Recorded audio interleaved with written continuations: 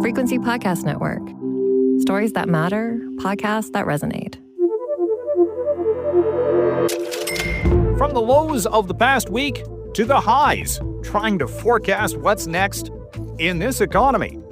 Hello, my name is Mike Eppel. This past week was hectic, to say the least, starting with the very real expectation that the Trump administration was going to hammer the Canadian economy with 25% export tariffs, only to be avoided temporarily with an 11th hour agreement between Washington and Ottawa to work on measures to fortify the border, while U.S. President Donald Trump was subsequently then shifting the negotiations away from border security and now toward economic targets.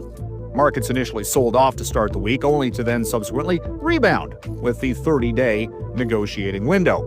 But as it turned out, our economy wasn't doing too badly at all to start the year, with strong trade statistics and a labor market that created more than 75,000 jobs for the month of January. To try to make sense of it all, I'm joined today by Pedro Antunes, the chief economist at the Conference Board of Canada. Thank you for joining us. You're welcome. It's a pleasure. How busy was your week trying to adjust and forecast what we saw at the start, that being on Monday, there was the expectation we were going to be hit with these tariffs starting Tuesday. That didn't transpire.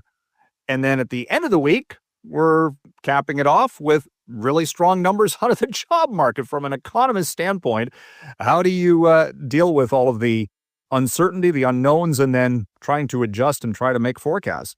Well, it's been very busy. In fact, since last Friday, I would say we were, at one point thinking that there was going to be tariffs, and then they were going to be held off all in the middle of, within a 2-hour span. And then, of course, we heard the news that they were coming on the weekend. So, yes, we've been scrambling now, trying to get a sense of, whether these tariffs are actually a strategy here at negotiating, or whether we're actually going to see a policy where we're applying these kinds of very damaging tariffs, not only to Canada, but to the U.S. as well. So far, it's been a lot of thinking about this. We have put a forecast out that does not include these tariffs, but we're looking, and in fact, we're going to be publishing soon some numbers around the implications of a short duration tariff, which I think is the most likely scenario, because these things really are very, very damaging, both to the U.S. and to Canada. But, we saw the reaction from stock markets. I do believe President Trump keeps an eye on the stock market as a gauge of tensions, and he wouldn't want to see that kind of reaction on the U.S. side of things. How much of a wake-up call, though, has it been? And you see the commentary now coming from various political leaders of all stripes across the country. Oh, we should reduce our interprovincial trade rules and regulations and look for other markets out of the United States. I mean, you can argue these things should have been done a long time ago, but now we're in this scramble phase that, do you expect that this will actually lead to some sort of reworking of trade policy just within our own borders? I would say shame on us, because these have been issues that have been long-standing, and we've done nothing really to address them, especially with respect to interprovincial trade barriers. I know that we have a Canada Free Trade Agreement, and we're trying to work through regulation by regulation to get essentially open up our internal market. It's really been an embarrassment. Our confederation is sometimes tough, to deal with. The other piece I would say is, pipelines. We're talking now about pipelines, but, we dismissed the Energy East pipeline. Now we're very reliant. I mean, we're talking about countermeasures possibly to cut off the U.S. from energy. Imagine the U.S. could cut us off from gasoline if we didn't have that, that essentially the Line 5 pipeline bringing oil to our Canadian refineries. So it's been, a situation that's longstanding. I'm hopeful that this will finally force some change. There are ways to get around all of the regulations. There's things like that have been applied in Australia, for example, which are mutual recognition agreements, which just essentially say, well, whatever somebody else has put into regulations in the other provinces, that's good enough for us. So we don't have to align on everything. We can just open up the barriers and away we go. So, I do think we're going to see some change.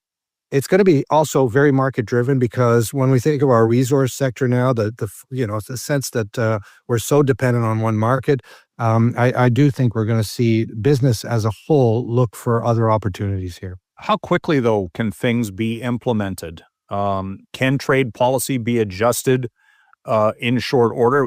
You're talking about the pipelines and the pipeline idea east to west as opposed to north to south. I'm hearing a lot of politicians, shall we say, who were previously against that idea, all of a sudden now kind of getting religion and saying, oh, we do need more, supply streams across the country as opposed to relying so much on the United States market. Yeah, let me just highlight a bit more on that topic. Yeah, so we have essentially Alberta oil, which is a heavy oil, and it is, we don't refine that oil. We ship that south to the Gulf, and the Gulf states have refineries that are tuned to heavy oil, so they absolutely need that heavy oil, what Western Canada Select from Alberta, and there's really no other way to go at this point and to change that quickly. Still, we could have done better with an Energy East pipeline, where we could have gotten conventional oil from Alberta and Saskatchewan and other areas into our refineries. Instead, now we're essentially bringing that oil through the U.S., or in fact bringing oil that's produced in the U.S. Into our refineries that are tuned to essentially lighter oil. So it's a real problem, and we're very dependent, and that's going to be hard to change overnight. The other thing that's going to be very difficult to change is anything to do with our extremely integrated manufacturing sector. It's not just us in the U.S., it's us and North America. So Mexico plays a role in that, with the more labor-intensive tasks being taken up in that economy. And that is impossible to change quickly. And I think if we do, this is why I'm so doubtful, because if we do see tariffs like this would just hurt the U.S. It would hurt their competitiveness. It would raise prices on vehicle manufacturing. And it would just be it's just a mistake all around. So this is why I'm skeptical about it. But of course, if it did happen, it would be devastating for manufacturing. And if it may very well happen, not broad-based, but in certain segments of our manufacturing, who knows? On the other resources, I do think that we're essentially selling our resources at global prices, very competitive markets, and most of our exports to the U.S. right now are resources, and I'd say close to half, if not around about half of those. We're globally competitive. We can move that, especially the stuff that gets to Tidewater. We can move that to other parts of the world. I would just, if I have another minute here, I would just reflect on what happened when China essentially put trade restrictions on canola. If you might remember, that really hit us hard one year. But then in the following year, we essentially found out the markets for our oil and our oil seed, I should say, canola, and prices recovered, and our exports did as well. So this is a similar picture. If we do get these restrictions, we're going to find other markets, and the pain is going to be felt for some of these goods more so in the U.S. than for us. Do you think the message, though, is getting through? We've got a lot of trade delegations now going to Washington. There are individual states, governors, who are, and the auto industry specifically. Are they getting the message to the U.S. president that you cannot, if you can slap tariffs on, sure, but unwinding the integrated nature of North American trade, you can't just do that overnight. You'll literally be effectively hammering an industry for what? How many years would it take to close plants, wind things down, shift things to the United States? I mean, it's not something you just do within a couple of weeks or months. It takes years. Yeah, no, exactly. When we think of an auto manufacturing plant, it's billions of dollars, and it takes a lot of time to reestablish essentially manufacturing capacity that we have here in Canada and anywhere else. If we talk about Mexico in that supply chain, there's labor-intensive tasks that would be very, very expensive to do north of the Mexican border, let's say, whether it be in the United States or in Canada. So no, the reason we've opened up trade is because it's a win-win picture for those countries that open up trade barriers. We know, and economists have long seen this, not only in theory, but time and time again in historical examples, where opening up trade barriers is a win-win, especially longer term, and removing those is a lose-lose. President Trump doesn't always see it that way. He does feel that it's a zero-sum game, and if somehow Canada is benefiting from trade with the U.S. or Mexico, and if we have some this trade surplus, this some sort of subsidy. That is absolutely false. Again, I go back to the point that the reason the U.S. has a trade deficit with Canada is because they're buying our high quality resource products at a global price. In fact, at a discounted price. If you talk about some of the products like Western Canada Select or forestry products. So it's just bad policy, and this is in coming back to that point that I just don't see it happening in any sustained way because it would be very devastating.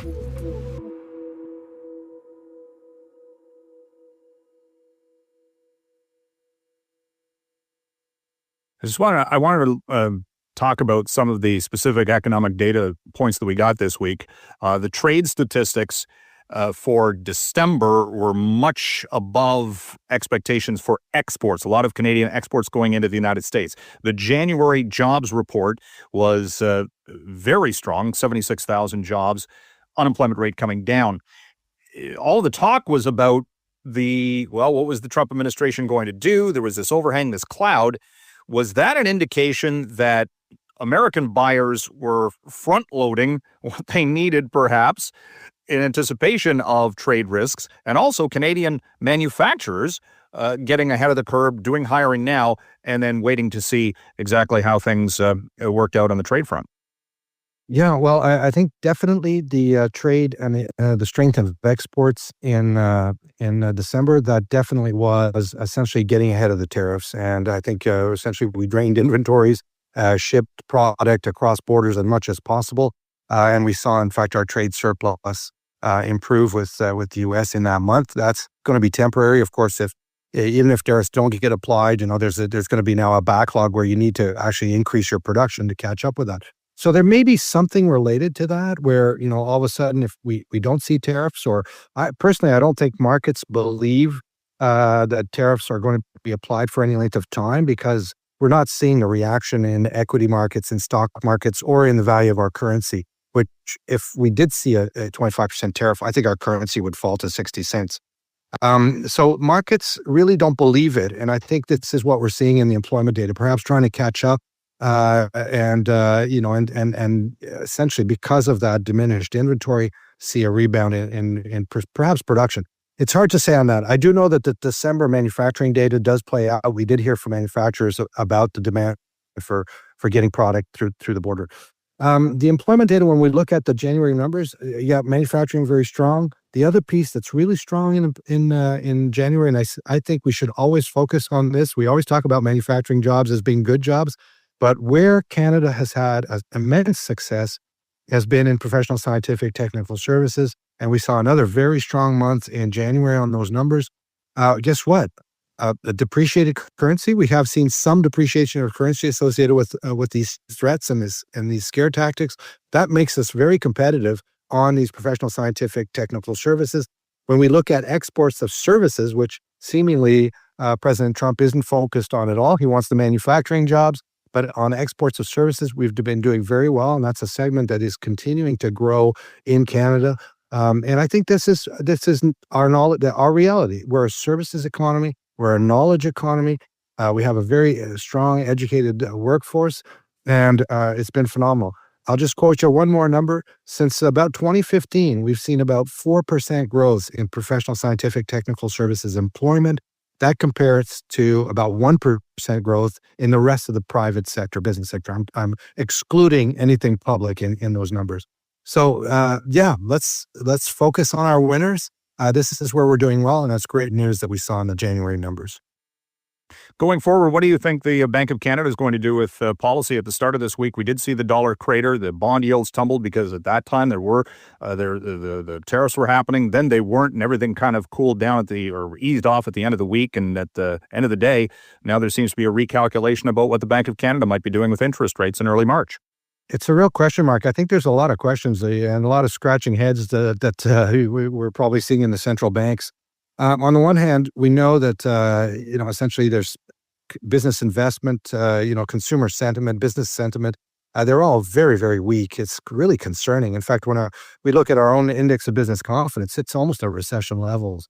When we think about the economy on the investment side, on essentially new capacity in machinery and equipment or construction, we're just not seeing the intentions there. The bank would probably have a sense that they could lower rates without causing too much surge in activity in those sectors that are affected by that. That is construction, borrowing for investment, or borrowing by households for new construction or consumption, I guess you could argue as well. But I think the bottom line is that we're almost there. Like the bank rate now, or the overnight lending rates at 3%. The Bank of Canada keeps telling us that the neutral rate may be 250, maybe 275. We're not quite sure where they're going to land. There's not a lot more room to maneuver on the downside. I was thinking that the bank would be a little concerned about the value of the dollar. A weak dollar can be inflationary. It doesn't hit us right away, but as we start bringing in consumer goods that are more expensive, we're purchasing them with a weaker dollar. That's what the result of that is. That might be a bit of a concern. And the fact that the Fed is not looking to move as quickly, in other words, interest rates in the U.S. aren't coming down as quickly, that tends to pressure our dollar down. So we may get a pause, we may get another increase, but I say, it's another 25 basis points here or there. We're going to see us getting down to maybe 250. If there are no tariffs and no major recession, I think this is where the bank will land. Not much room left to go. I'll leave it there at the end of a busy week. Thank you very much for joining us, Pedro Antunes. It's been a pleasure. Thanks for having me.